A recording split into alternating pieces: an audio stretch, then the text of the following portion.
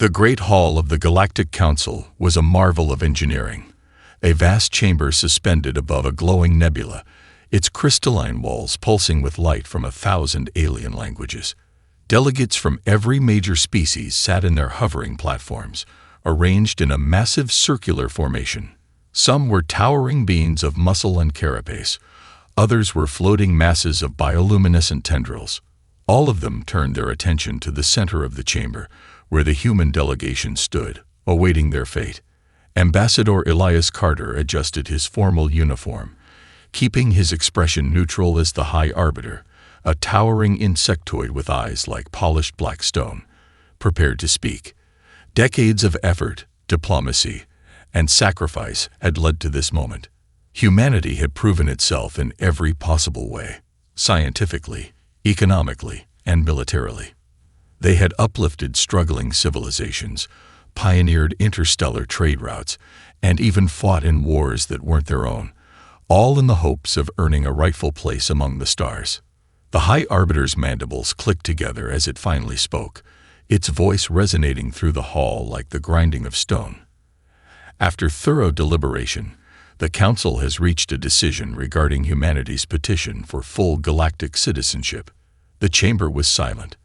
1,000 different species leaned forward, eager to hear the verdict. Many already knew what was coming. Some had even lobbied in humanity's favor, recognizing their contributions. But others, especially the ruling elite, had long sought to deny them.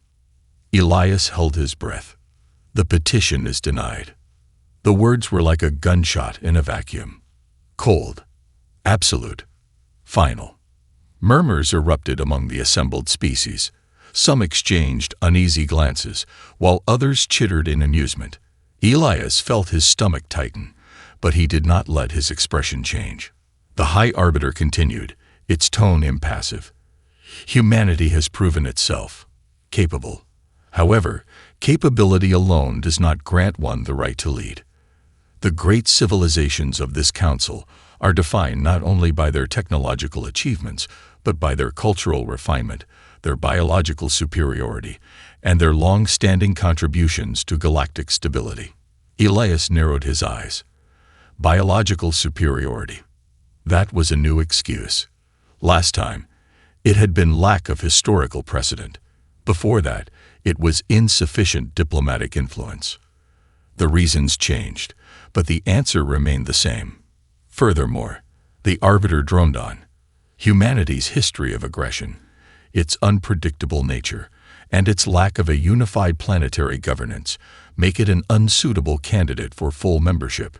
You may continue to participate as an auxiliary species, but the privileges of citizenship remain beyond your reach. There it was. Not just a rejection, an insult. They weren't even being offered a chance to try again. Elias exhaled slowly, turning to glance at his team.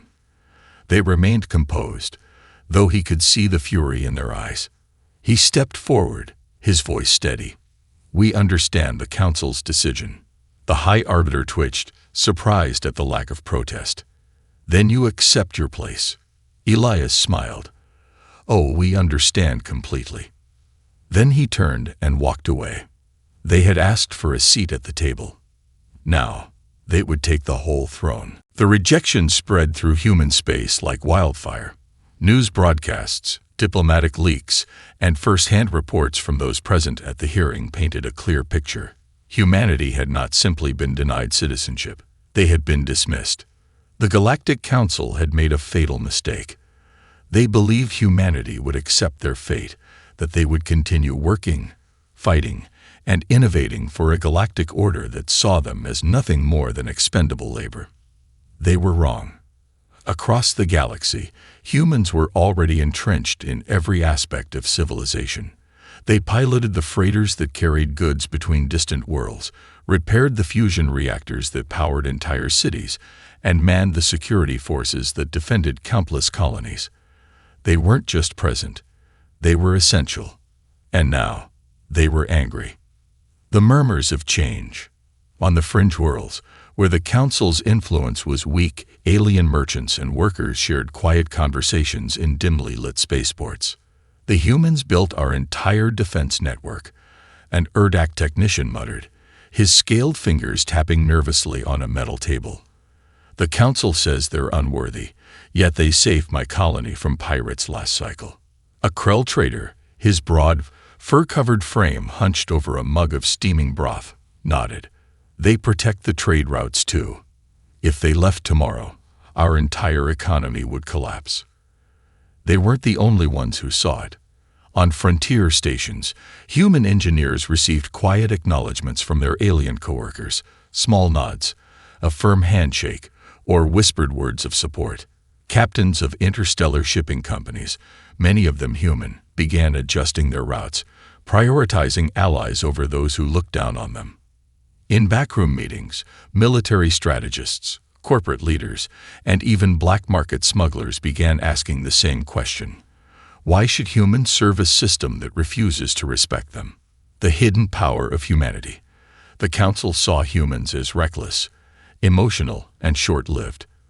What they failed to grasp was their true strength: adaptability. When humans were barred from high-ranking positions in the council's navy, they became independent mercenaries, forming the most elite private defense fleets in the galaxy. When they were excluded from the largest trade agreements, they built their own economic networks, thriving in the gaps between bureaucratic inefficiency. When their scientific achievements were ignored, they shared breakthroughs directly with allies, accelerating progress beyond the Council's control. Bit by bit, humanity had built an empire within an empire. And now, they were ready to act. The plan begins. In a hidden conference room, deep within the Terran Strategic Command, a group of human leaders gathered. Admirals, corporate heads, and shadowy figures who operated beyond the bounds of law. A holomap of the galaxy flickered in the air before them. Key trade routes, defense stations, and industrial hubs blinked with tiny lights. "We hold the infrastructure," an admiral stated, his voice calm. "If we pull our forces, their trade grinds to a halt. Their colonies rely on our supply chains," a logistics expert added. "Without us, famine spreads in months." A woman in a sleek business suit leaned forward. "And their security. Half of their hired fleets are human-run." Silence filled the room as the reality set in. Humanity had spent decades building the foundations of the galactic order. The Council had thought them insignificant. Now, they would show them how wrong they were. The Galactic Council was too busy congratulating itself to notice the storm brewing in the outer sectors. While they sat in their ivory towers, debating meaningless policies, the edges of the galaxy burned. The Varkesh had returned. Once, the Varkesh were thought extinct. A brutal warlord species, they had ruled the dark regions of space centuries ago, before being driven to near extinction by a united galactic coalition. But the Council had grown complacent. The old war records were nothing more than dusty archives, their warnings ignored by generations of soft, bureaucratic leaders. And so, when the first Varkesh fleets emerged from the void, tearing through colony worlds like wildfire, the Council was caught completely off guard. The fall begins. The attack began in the Vorthan Expanse, a sector rich with industrial hubs and agricultural worlds.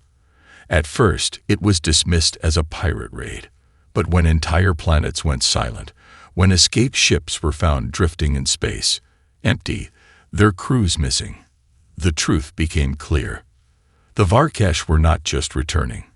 They were here to conquer. World after world fell. The Galactic Council convened emergency meetings, but their response was slow, bogged down by political infighting. Some species wanted to negotiate. Others refused to believe the threat was real.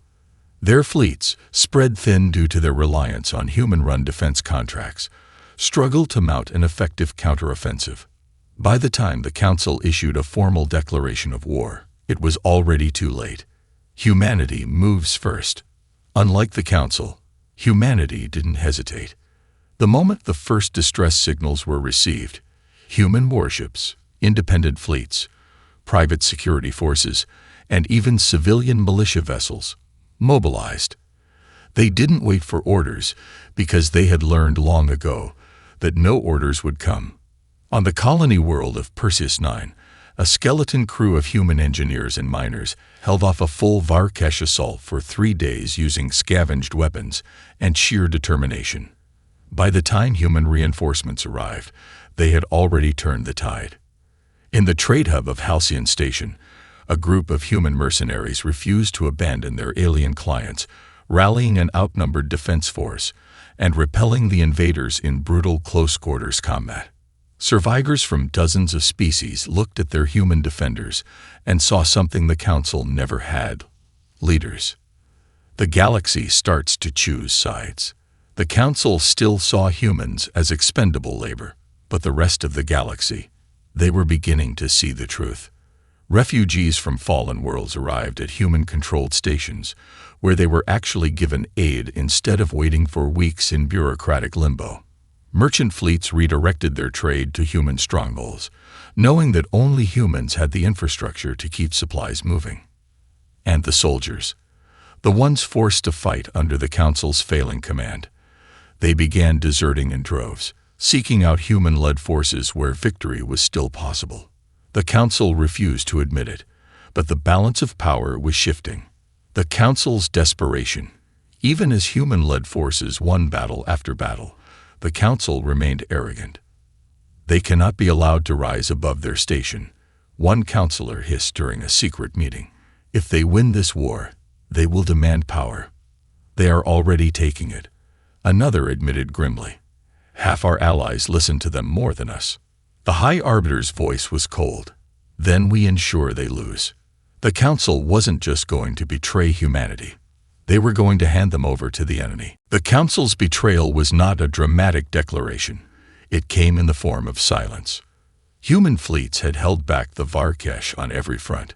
They had fought without orders, without support, and often without recognition. The war should have been turning in the Council's favor.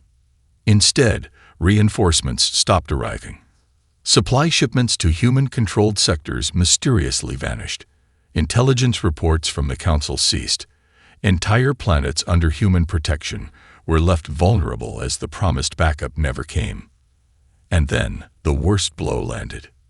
The deal with the devils. Behind closed doors, the Galactic Council had met with the Varkesh leadership. Desperate to stop humanity's rise, they made a monstrous offer: a ceasefire in exchange for human-controlled territories. The warlords accepted without hesitation. They weren't fighting the Council, they were fighting humans. And now, the Council was handing them their enemy on a silver platter. The betrayal strikes. The first attacks came swift and brutal. Human colonies, previously thought safe, suddenly found themselves under siege. Council fleets, once stationed nearby, were nowhere to be seen. On the planet of Elysium Prime, millions of civilians, human and alien alike, were slaughtered when the Varkesh fleets descended. The planetary governor had sent desperate distress calls to the Council. They were ignored. At Bastion 3, a military outpost that had held the front line for months, human forces were ambushed when a Council transmission ordered them to stand down, claiming a peace agreement had been reached. The Varkesh used that moment to launch a devastating surprise attack, leaving no survivors. The galaxy watched in horror. And then, it watched in fear, because humanity did not break. The retaliation. The Council believed humans would plead for help. Instead, they responded with unrelenting fury. Human warships, once disciplined and defensive, turned into instruments of vengeance. Their tactics changed overnight, no longer just holding the line, but systematically annihilating enemy forces. Entire Varkesh warfleets disappeared in the dark void of space, their wreckage found drifting days later, torn apart with terrifying precision. Council-aligned planets that had aided the betrayal suddenly found themselves abandoned. Human-built infrastructure shut down. Trade routes collapsed. Chaos spread, not because humans attacked, but because they simply stopped holding everything together. And then came the true message. The Council's fall begins. On the Galactic Council's homeworld, a broadcast was hijacked. The entire chamber watched as the face of Admiral Catherine Vale appeared, a decorated officer once loyal to the old order, now speaking for all of humanity. "You called us unworthy."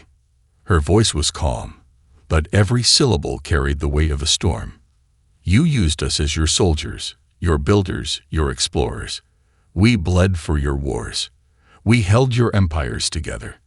And when we asked for a place at your table, you spat in our faces." She leaned forward. "You thought you could throw us away. You thought you could hand us over to the Varkesh like cattle." The screen flickered, showing footage of burning human colonies, of the dead left behind by the betrayal. Her gaze hardened. "You made a mistake." The screen cut to black. That was the moment the galaxy truly understood. The Council had not simply created an enemy. They had awakened their new rulers. Panic spread through the Galactic Council like wildfire. For centuries, they had ruled with an unshakable grip, dictating the fates of entire civilizations from their pristine chambers. They had fought wars, crushed rebellions, and outmaneuvered threats through politics and deception. But never had they faced humans in open defiance. And now, their empire was cracking. The economic collapse. The first blow was not a military strike, but a silent, calculated withdrawal. For decades, humans had operated the vast majority of the galaxy's infrastructure: freight routes, deep space repair stations, supply chains, and trade hubs. They had done the work others wouldn't or couldn't, all while the Council looked down on them. Now, they were gone. One by one, human workers abandoned their posts. Massive cargo freighters, once the lifeline of countless planets, simply stopped arriving. Supply stations, refineries, and starship foundries powered down overnight. Human technicians deleted essential system access codes before leaving, ensuring that no one could simply step in and take over. Within weeks, entire sectors ground to a halt. Factories stood silent. Starships lay idle. Civilian unrest spread across countless worlds as food shortages and power failures worsened. The galaxy was realizing a horrifying truth. It needed humanity far more than humanity needed it. The military exodus. The second blow came from the military. For all its arrogance, the Council had long depended on human soldiers. Not as equals, but as expendable auxiliaries, hired guns to fight the wars the elite refused to dirty their hands with. But now, human troops, pilots, and officers abandoned their posts in record numbers. Some joined independent fleets. Others vanished into deep space, taking their ships and expertise with them. Entire planetary garrisons, once thought loyal to the Council, defected overnight. Without their human backbone, the Council's military was in freefall. And then came the Nightfall campaign. The Shadow War begins. At first, the Council tried to reassure itself. Yes, the economy was failing. Yes, their fleets were weaker than before, but they still controlled the largest armies, the most advanced warships, the most powerful weapons. It didn't matter, because humanity no longer fought by their rules. The first sign was the destruction of Fortress Telvas, a once impregnable Council station that vanished in a silent explosion. No alarms, no recorded fleet movements. One moment it existed, the next it was dust. Then came the assassinations. Key Council leaders were found dead, their security systems bypassed as if they didn't exist. Some died in their sleep, others in public. The message was clear: humanity's reach was limitless. But the most terrifying moment came when the Council's prized dreadnought, the Sovereign Hand, was hijacked in the middle of a live broadcast. Admiral Catherine Vale's voice echoed across the galaxy. "We asked for a seat at the table. You refused. We asked for respect. You spat in our faces." She paused, letting the silence weigh down on them. "So now we are done asking." The feed cut out, and moments later, the Sovereign Hand, the largest warship ever built, jumped into hyperspace, disappearing into human-controlled space. The Council was no longer facing rebellion. They were facing conquest. The Galactic Council had ruled for millennia. They had seen wars, rebellions, and crises come and go, always emerging intact. Their vast bureaucracy, their political influence, their economic dominance, these things had made them unshakable. Until now. Because humanity had not simply rebelled. They had replaced them. The shattered illusion. It started with the collapse of Core Trade Network 01, the largest and most vital economic hub in Council space. For centuries, it had been the beating heart of interstellar commerce, its countless spaceports funneling goods to every corner of the galaxy. Then, one day, it went dark. No ships arrived. No cargo left. The automated docking systems, the trade AI networks, the power grids, all of them had relied on human engineers, technicians, and logistics specialists. And those humans, they were gone. What followed was chaos. Entire planets found themselves cut off from the resources they needed to survive. Luxury worlds, once bloated with excess, suddenly faced famine as food shipments stopped. Industrial planets, used to the steady influx of raw materials, saw their factories shut down. Merchant guilds, their profits evaporating, turned against the Council, blaming them for the crisis. And then came the riots, the uprising of the forgotten. The Council had built its empire on the backs of lesser species, races they deemed useful but unworthy of power. Humanity had been one of them, but they weren't the only ones. And now, with the old order collapsing, those species saw their chance. From the mining colonies of the Yarick Consortium to the mercenary worlds of the Drask freeholds, the oppressed rose up. For centuries, they had been told they were second class, that they needed the Council's guidance, but humans had proven that was a lie. And so, they rebelled. On Thalora Prime, the ruling elite were dragged from their gilded towers as revolutionaries seized control. On Vexeri Station, a once loyal fleet turned its guns on its council masters, declaring independence. Everywhere, the message spread. The age of the Galactic Council was over. The unseen invasion.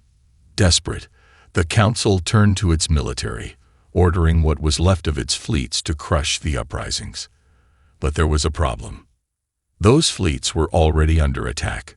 Humanity had not been idle. While the Council fought to keep its empire from collapsing, human strike forces moved in the shadows. Using stealth ships, deep cover operatives, and cyber warfare, they dismantled the Council's military infrastructure piece by piece. Weapons depots exploded without warning. Communications networks were hijacked, sending false orders that led fleets into ambushes. Fortified worlds found their defenses disabled as human saboteurs turned their own systems against them. And then, at the height of the chaos, the first human fleet appeared in Council space. Not as auxiliaries, not as mercenaries, but as conquerors. The throne cracks. From the Council's homeworld, the High Arbiter watched in horror as a massive fleet jumped into orbit, warships bearing the insignia of the Terran Dominion, humanity's newly declared government. At the center of it all was the Sovereign Hand, the dreadnought they had lost, now under human command. And then, a message was broadcast to every planet, every station, every species in the galaxy. Admiral Catherine Vale appeared on their screens once more. The Galactic Council has failed. It has ruled through arrogance, corruption, and fear. It abandoned those who built its empire, and in doing so, sealed its fate. Her eyes burned with certainty. Today, we end its reign. The Council chamber trembled as the first orbital bombardments began. The Galactic Council had never truly feared an enemy before. They had waged wars, yes, but always from a position of superiority. They had crushed rebellions, dictated the fate of civilizations, and manipulated entire species into submission. But as they stood in their war chambers, watching humanity's fleets descend upon their capital, they understood something they had never felt before. Doom.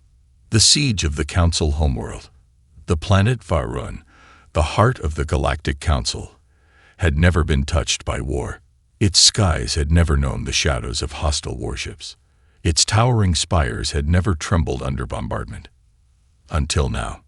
Humanity's fleets, sleek and deadly, tore through the planet's defenses with terrifying efficiency. Planetary shields flickered and died, sabotaged by human-aligned infiltrators who had been embedded in the Council's military for years. Defense turrets turned on their own forces as cyber warfare teams hijacked command systems. Council fleets rushed to respond, but they were scattered, disorganized, and riddled with deserters. Many ships surrendered without firing a shot. Others turned their weapons on their former masters, defecting to humanity's side. For the first time in history, the Council's capital stood undefended. The High Arbiter's desperation. Within the Council's grand chamber, chaos reigned. Politicians shouted over one another, demanding answers, demanding solutions. Some called for immediate surrender. Others refused to accept the reality unfolding before them. "We still have forces left. We must rally them," one councillor screamed. "There is nothing left to rally," another spat, despair in their voice. "The fleets are gone. The armies have abandoned us. The people have turned against us." The High Arbiter, once the most powerful being in the galaxy, stared blankly at the holographic battle map. Red indicators, human-controlled ships, swarmed across the system. There were no reinforcements coming, no allies left to call. For centuries, they had believed humanity was beneath them. Now, humanity was about to dethrone them. The storm breaks. Explosions rocked the palace as drop pods descended from the sky.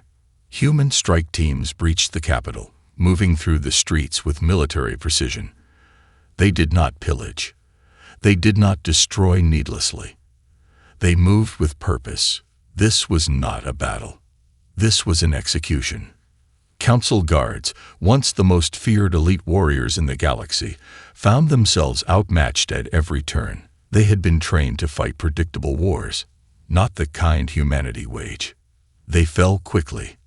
The final broadcast. As the last defenders were cut down, the council chamber's doors burst open. Admiral Catherine Vale stepped inside, her combat armor gleaming under the chamber's dim lighting. Behind her, human soldiers spread out, weapons raised, securing the room. The High Arbiter trembled as she met Vale's eyes. This is insanity," the Arbiter rasped. "You would burn the galaxy to rule over its ashes." Vale shook her head. "We didn't burn the galaxy. You did." She turned to the council chamber's central console, activating the planet-wide broadcast system.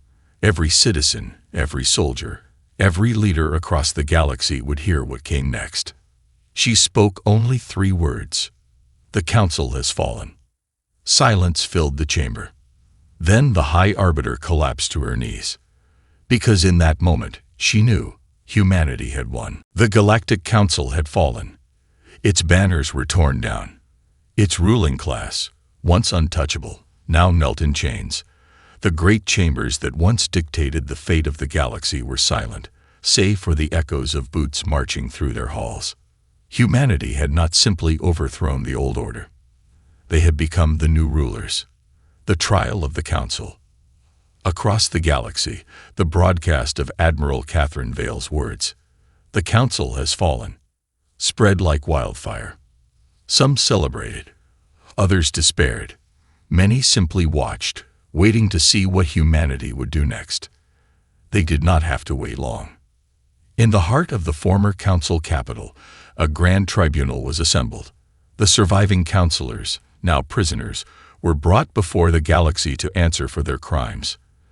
Their betrayals, their arrogance, their centuries of exploitation, all laid bare for the countless species they had oppressed. Some pleaded for mercy. Some raged against their captors. Some broke down in silent resignation. But humanity did not seek revenge. They sought justice. One by one, the worst offenders were sentenced. The tyrants who had ordered massacres. The bureaucrats who had sold out entire civilizations. The leaders who had betrayed their own people to maintain power. They were cast down, stripped of all authority, never to rule again. The galaxy held its breath. This was the moment where humanity could have become monsters, where they could have taken vengeance against every species that had once scorned them. But instead, Admiral Vale stood before the gathered crowds and made a simple declaration. "We do not rule as they did." The message was clear. The Galactic Council was dead. But the galaxy would not fall into chaos. Instead, in its place, humanity formed the Terran Dominion, a new order, one built on strength, fairness, and unity. It was not an empire of conquest. It was an empire of purpose. A new galactic order. In the following months, human fleets spread across the stars, not as invaders, but as stabilizers. Planets that had suffered under the Council's corruption were rebuilt. Trade routes were reopened under Terran protection. The species who had been cast aside were welcomed as equals, not subordinates. But the galaxy had learned something else, something even more important. Humanity was not soft. They were not weak. They had shown mercy, yes, but they had also proven that they would never allow themselves to be denied again. When a rogue Varkesh warlord attempted to resist the new order, he and his forces were wiped from existence within days. When former Council loyalists tried to spark insurgencies, they were crushed before their plans could even begin. Humanity had earned its throne, and they would never let it be taken from them. The final broadcast. One last time, Admiral Vale stood before the galaxy. "The age of corruption is over," she declared. "The age of betrayal is over." She looked directly into the camera. "This is our galaxy now." The transmission ended, and across the stars, every species understood the truth. The Council was gone. Humanity had ascended, and the galaxy would never be the same again.